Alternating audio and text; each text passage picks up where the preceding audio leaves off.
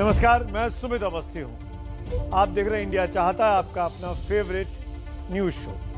2 दिसंबर को देश में ओमिक्रॉन का पहला केस आया था। ओमिक्रॉन कोविड का ही एक वायरस का नया रूप है जो बहुत तेजी से फैलता है। आज 20 तारीख है, यानी 18 दिन बीते हैं और अब देश में ओमिक्रॉन से पीड़ितों की संख्या बढ़कर 170 से ज्यादा हो गई है। मंजर दूसरी लहर जैसा ना हो पाए, इससे बचने के उपाय क्या है? उपाय बहुत साफ है, मास्क और भीड़ से दूरी। लेकिन जब सीजन चुनावी हो, जय जयकार के नारों और शक्ति प्रदर्शन के दौर चल रहे हो, ज्यादा से ज्यादा भीड़ इकट्ठी करने की होड़ मची हो इन नेताओं के मन में, तो कोरोना के बारे में चिंता किसको होगी? इसीलिए हमें आपकी चिंता है और आपको भी आपकी चिंता है। तभी तो आज इंडिया सबसे ज्यादा यही जानना चाहता है कि कैसे ओमिक्रॉन यूपी चुनाव के पहले ही संभलने के लिए खतरे की घंटी बजा रहा है। इस खबर को 41% लोगों ने देखना चाहा है। वहीं इंडिया ने आज अपनी वोटिंग में यह भी जानना चाहा है कि अब की बार क्या यूपी में महिलाओं के वोट से नई सरकार बनेगी, चाहे वो सरकार किसी भी दल की क्यों ना हो। 26% लोग इस खबर को देखना चाहते हैं और सबसे बड़ी बात ये, महिलाओं को लुभाने के लिए बड़ी बड़ी बातें, दावे और रैलियों का सिलसिला शुरू हो चुका है। वहीं इंडिया आज ये भी जानना चाहता है कि कैसे महिलाएं हिंदुस्तान में चुनावों में बाजी को पलट भी देती है। इस खबर को 16% लोगों ने आज देखना चाहा है। तो फिर यूपी हो या पंजाब हो या कोई भी चुनाव में जाने वाला राज्य जहां पर फरवरी मार्च के महीने में चुनाव होने वाले हैं, इन दिनों चुनावी पारा तो गर्म हो रहा है, लेकिन उत्तर प्रदेश में आज सबसे ज्यादा खतरा यही मंडरा रहा है कि ओमिक्रॉन के बढ़ते मामले कहीं चुनाव के दौरान सरदर्द ना बन जाए। और ये मैं इसलिए कह रहा हूं कि जिस तरीके से खतरे की घंटी दिखाई दे रही है आज की तारीख में, कोरोना के बढ़ते केसेस, ओमिक्रॉन की संख्या तेजी से बढ़ रही है, इस परिस्थिति में, इस चुनावी मौसम में, भीड़ भाड़ के मौसम में कहीं हम नए विस्फोट के ऊपर तो नहीं बैठे हुए हैं। आइए देखते हैं अजय दुबे की ये खास रिपोर्ट।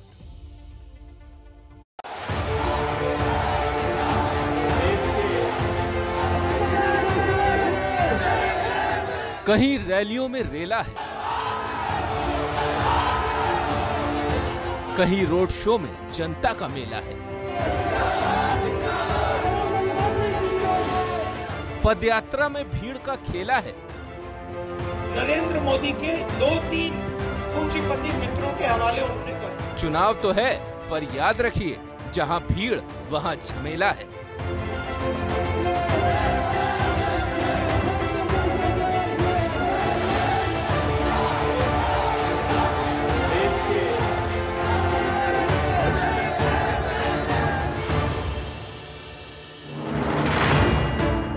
झंडा लाल, नीला, पीला, हरा, केसरिया कोई भी हो, भीड़ में उसे उठाने वाले आप ही हैं।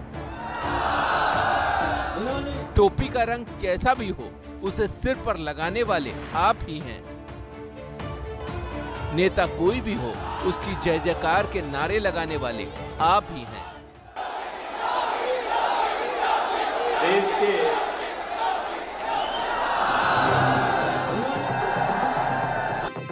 चुनाव की उमंग में, इस चुनावी रंग में भूल न जाना कि कोरोना फिर अपने पैर पसारने की कोशिश में है और अब तो ओमिक्रॉन नाम का नया खतरा भी सामने है, जो कब चुनावी रैलियों, रोड शो, पदयात्राओं में चुपके से घुसकर आपकी जिंदगी को खतरे में डाल देगा, कहा नहीं जा सकता। ये बात हम यूं ही नहीं कह रहे। देश में 19 दिसंबर को 6563 कोरोना केस दर्ज किए गए हैं। इसमें ओमिक्रॉन के मामलों की संख्या 171 पहुंच गई है। दिल्ली में जून के बाद रविवार को 6 महीने बाद 100 से ज्यादा केस एक दिन में दर्ज किए गए। लेकिन उससे भी ज्यादा परेशान करने वाला आंकड़ा उत्तर प्रदेश का है। 14 दिसंबर को यूपी में 20 नए मामले सामने आए। 15-16 दिसंबर को इनमें मामूली कमी आई। 17 दिसंबर को 22 नए मामले आए। 18 दिसंबर को 33 नए केस दर्ज किए गए। भले ही पहली नजर में ये आंकड़ा बड़ा न लगे, डराने वाला न लगे, लेकिन दूसरी लहर में भी ऐसा ही हुआ था और अचानक हाहाकार मच गया था। लेकिन उसके बावजूद चुनावी उत्सव जारी है। खासतौर से उत्तर प्रदेश में राजनीतिक दल पूरी ताकत लगा रहे हैं। चुनावी कार्यक्रम किसी भी पार्टी के हों, लेकिन इसमें आ रही भीड़ को कोरोना का डर नहीं है। मास्क काहे नहीं पहन रहे हैं? तो सर मास्क तो नहीं लगाए हैं। मास्क लगाने से न लगाने से कोई खतरा नहीं, मैं कह रहा हूँ। कैसे खतरा नहीं? आप वैज्ञानिक हैं। खतरा नहीं, हाँ। तो वैसे तो मास्क लगाना चाहिए, क्योंकि हम मास्क जो है लगाने से भाई अपने लिए बेनिफिट मिलेगा। बेनिफिट काहे नहीं ले रहे हैं मास्क लगा के?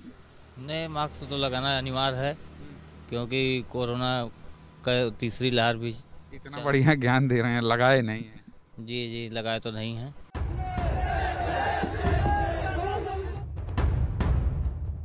यूपी में हो रहे चुनावी कार्यक्रमों में आने वाली भीड़ कोरोना प्रोटोकॉल को नहीं मान रही। इनके चेहरों में कितने मास्क से ढके हैं, आप खुद देख लीजिए।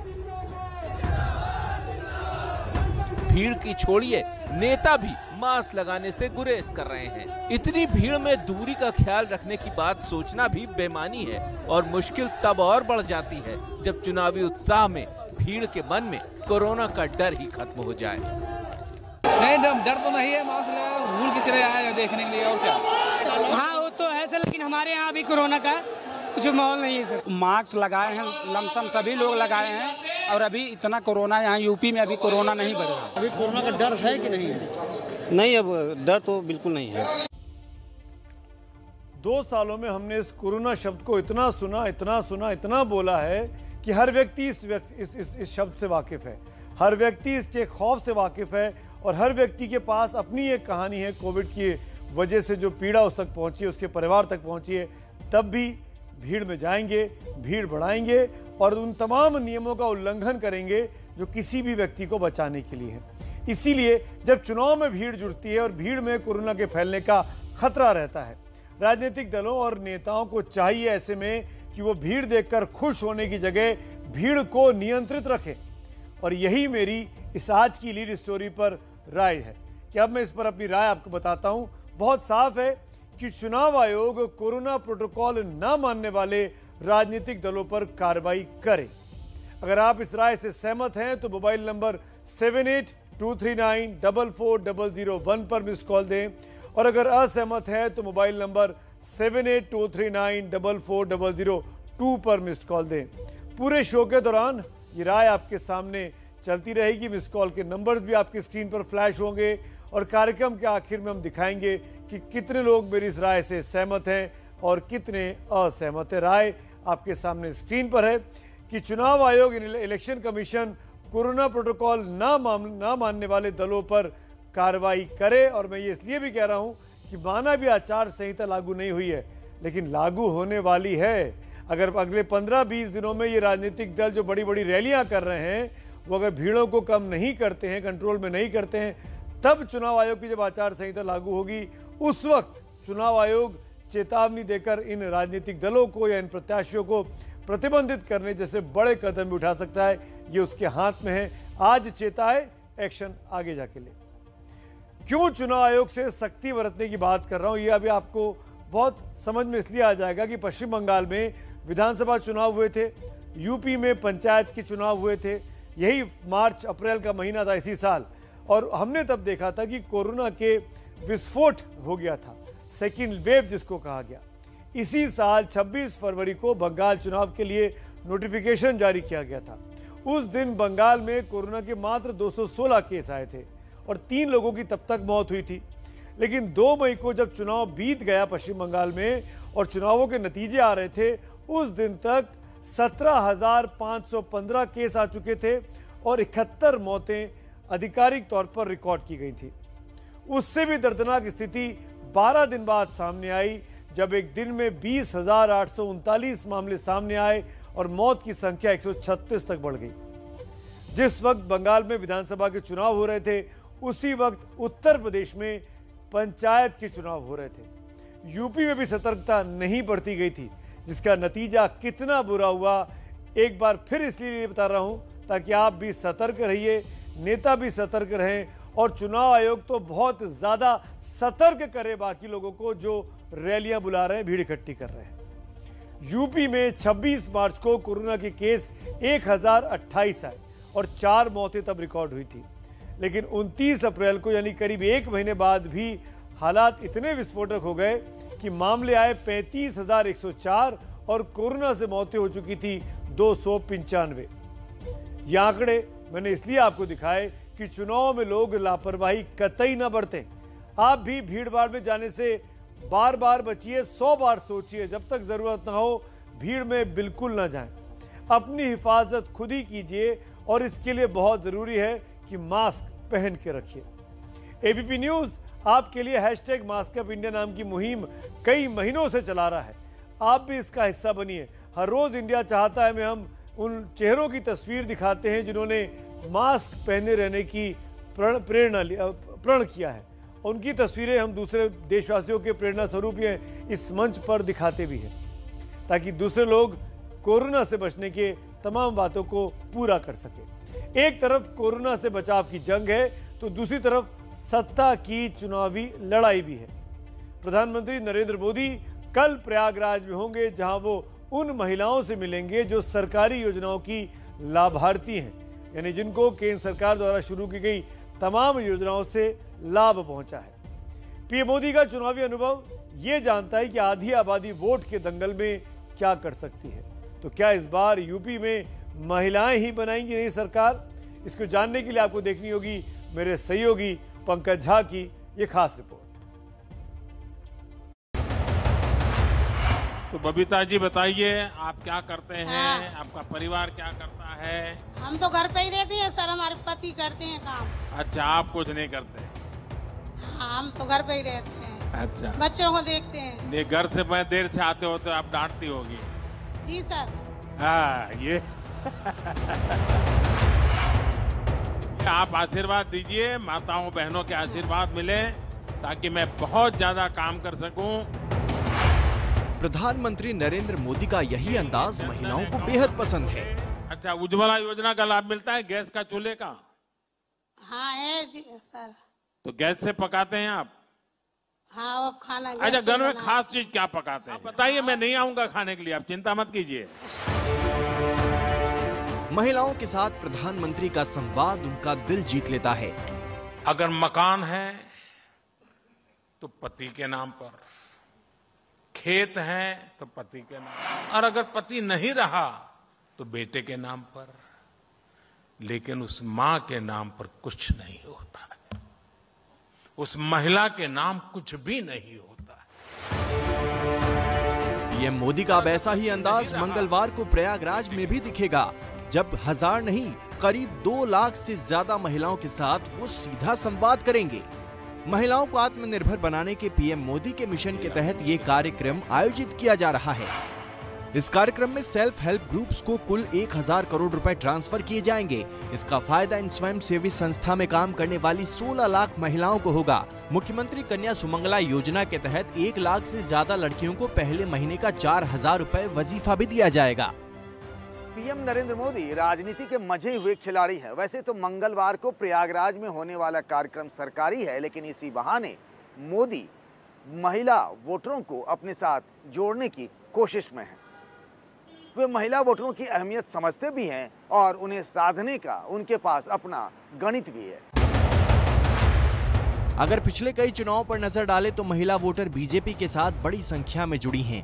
ये सब उन योजनाओं के कारण हुआ है जिनमें महिलाओं को मजबूत बनाने पर जोर दिया गया। मुरादाबाद की रहने वाली दीपा से मिलिए। ये अपने पति के साथ कच्चे मकान में रहती थी। मजदूरी से होने वाली आय से मकान पक्का होने की कोई उम्मीद नहीं थी, लेकिन प्रधानमंत्री आवास योजना ने उनकी जिंदगी बदल दी। कुछ ऐसी ही कहानी हरबती की भी है, जो दीपा के गाँव में रहती है। बहुत ही परेशान थे हम, और घर चिचियाक रहा हमारा। मोदी जी ने हमें कॉलोनी दी, हम काफी बेहतर भैया वो कर रहे हैं। गैस चूल्हा भी मिला है और तुम्हारी कॉलोनी भी मिली है। अच्छा, मकान बन गया हमारा। आपकी जिंदगी तो सही है, खैर सही आराम से रह रहे हैं। जिंदगी बदलती है तो इसका असर वोटों पर नजर आता है, और महिला वोटरों से पीएम मोदी का यही जुड़ाव जीत और हार की कहानी बदल देता है। दिल्ली से पंकज झा की रिपोर्ट।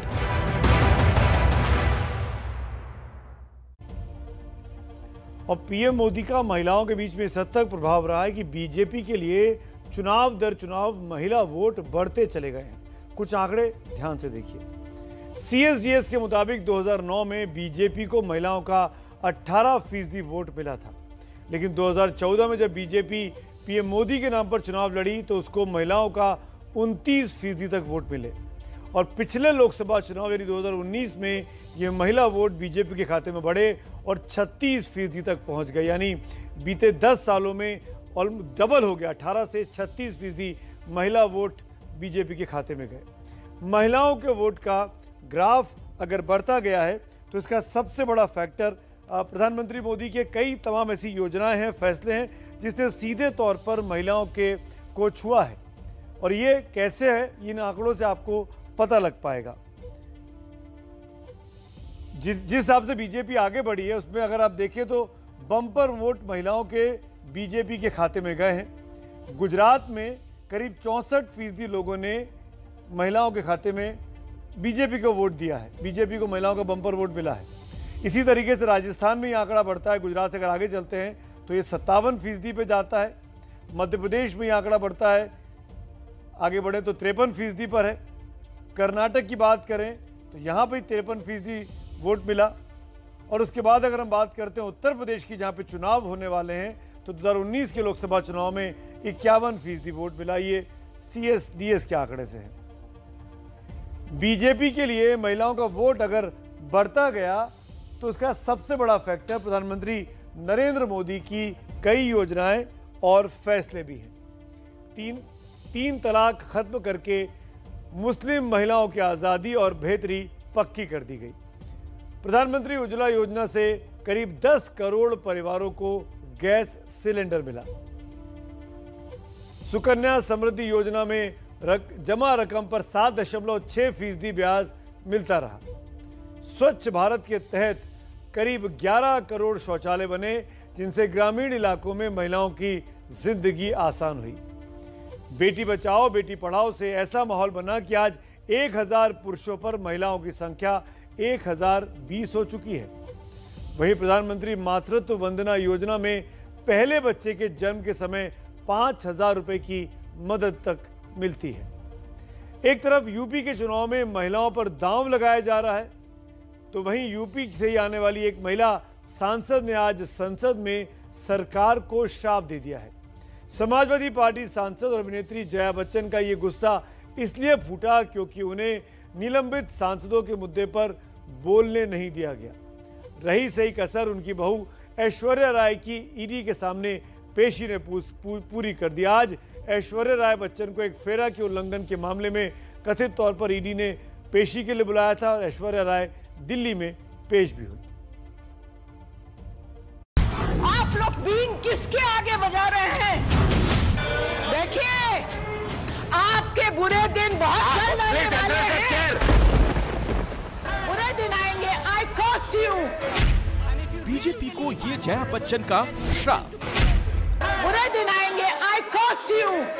राज्यसभा में समाजवादी पार्टी की सांसद जया बच्चन को बोलने का मौका मिला तो उनका गुस्सा पहले स्पीकर की कुर्सी पर फूटा। Sir, thank you for calling me honorable. And if you really believe I'm honorable, then listen to me carefully.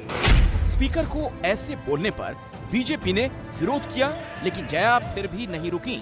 We want justice. Don't expect justice from there, but can we expect it from you? दरअसल चर्चा narcotics bill पर हो रही थी। जया बच्चन को इसी विषय पर बोलना था, लेकिन जया बच्चन ने 12 सांसदों के निलंबन का मुद्दा उठा दिया। देखिए, आपके बुरे दिन बहुत जल्द आने वाले हैं। बहुत जल्दी आने वाले हैं। स्पीकर ने फिर जया बच्चन को रोकने की कोशिश की, तो फिर उन्होंने खरी खोटी सुना दी। You don't have to reply to him. Sir, बात भी ना करने दें। आप एड्रेस कीजिए शेयर को। ना बैठे। आप शेयर को एड्रेस छोड़ दीजिए हम लोगों का। इस बीच बीजेपी के एक सांसद ने जया बच्चन पर कमेंट कर दिया और उसके बाद तो माहौल गर्म हो गया। क्या बोल रहे हैं आप? मत। What are you saying?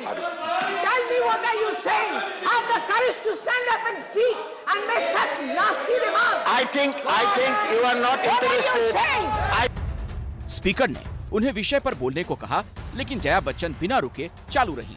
आप विषय पर बोलिए, आप विषय पर बोलिए, आप विषय पर बोलिए, आप विषय पे नहीं बोल रहे हैं, आप विषय पर। I am very sorry, I am calling the next speaker. आखिरकार स्पीकर ने जया बच्चन को बोलने से रोक दिया और दूसरे सांसद को बोलने का मौका दे दिया। बस इसी बात पर जया बच्चन के मुंह से बुरे दिन वाला श्राप निकल गया। आप लोगों के पास अपने रिस्पेक्टेड कोलीग्स जो बाहर बैठे हैं उनके लिए जरा भी सम्मान नहीं है।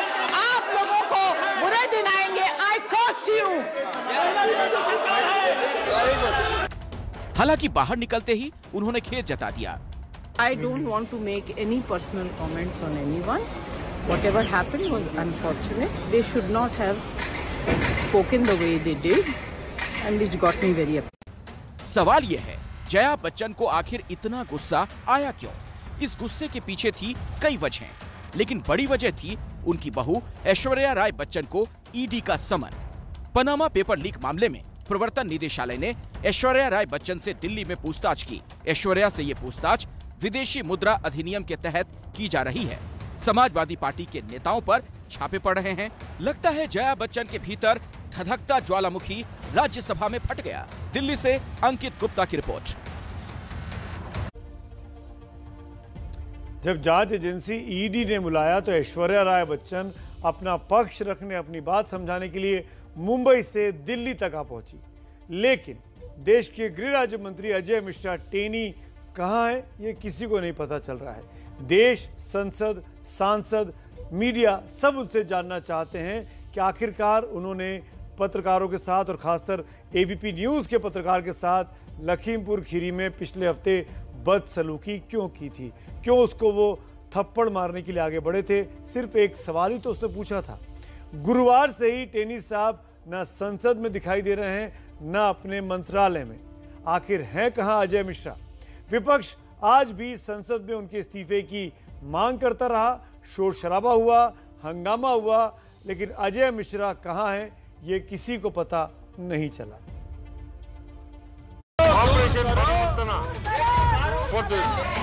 जो उनका मंत्री है उसको हटाए। गृह राज्य मंत्री टेनी कौन नहीं जानता हूँ उन पे आरोप क्या है। अजय मिश्रा टेनी वाला मुद्दा सिर्फ सांसदों का और ये संसद का मुद्दा नहीं, ये जमीन की आवाज है। अजय मिश्रा टेनी, ये नाम आज संसद के दोनों सदनों में दिन भर गूंजता रहा। पहले लोकसभा में कांग्रेस और टीएमसी के सांसदों ने हंगामा किया, तो राज्यसभा में इस मुद्दे पर शाम होते होते खूब शोरगुल हुआ।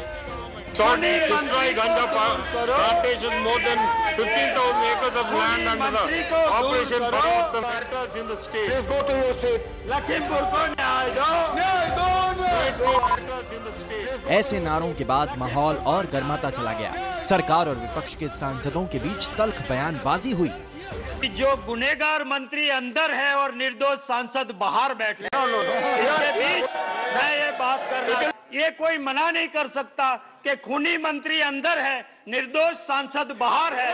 वो मैं सिर्फ कहता हूं, बच्चा पूछ रहा है अच्छे दिन कब आएंगे, अमित शाह और टेनी जी कब कुर्सी छोड़ के जाएंगे। सर मैं तो ये पूछना चाहता हूँ कि इसके साथ साथ इंसाफ भी होना चाहिए, जस्टिस भी होना चाहिए। These allegations must be removed from the records. He has made the allegation that there are members in the government who are actually accused of certain violations under this particular proposed act. जिस अजय मिश्रा टेनी के नाम पर सियासी रार मचा हुआ है, वो गुरुवार से गायब हैं। न वो अपने दफ्तर आ रहे हैं, न ही सांसद आवास पर हैं। सार्वजनिक समारोह से भी उन्होंने सामाजिक दूरी बना ली है। दिन गुरुवार, वक्त दोपहर 12:30 बजे। टेनी आखिरी बार गुरुवार दोपहर को दिल्ली में दिखे थे, लेकिन गृह मंत्रालय से उनकी ये गाड़ी जब से निकली है वापस नहीं लौटी। 100 घंटे से ज्यादा होने वाले हैं। टेनी का कुछ भी पता नहीं और माना ये जा रहा है कि ये सारा साइड इफेक्ट उनके गाली कांड का है जो उन्होंने एबीपी न्यूज के संवाददाता को दी थी। अरे फोन बंद कर दे, हमारे मीडिया वाले हैं ना। इस गाली कांड के बाद टेनी अंडरग्राउंड है, पूरी तरह लुप्त हैं, लेकिन विपक्ष इस मुद्दे को विलुप्त नहीं होने देना चाहता। एक तरफ सदन में हंगामा हुआ तो दूसरी तरफ बैनर पोस्टर के साथ युवा कांग्रेस मोर्चा के कार्यकर्ताओं ने भी शक्ति प्रदर्शन किया, नारेबाजी की, टेनी का पुतला फूंका।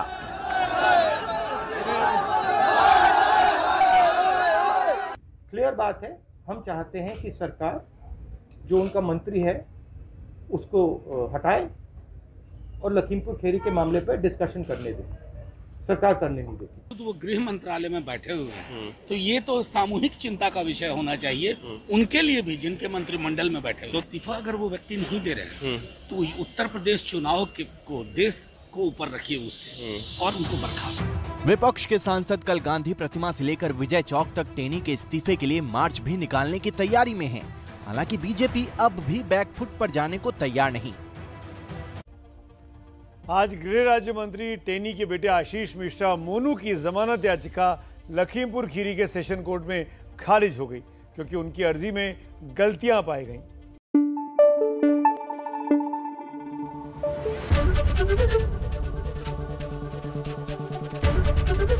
एबीपी न्यूज आपको रखे आगे।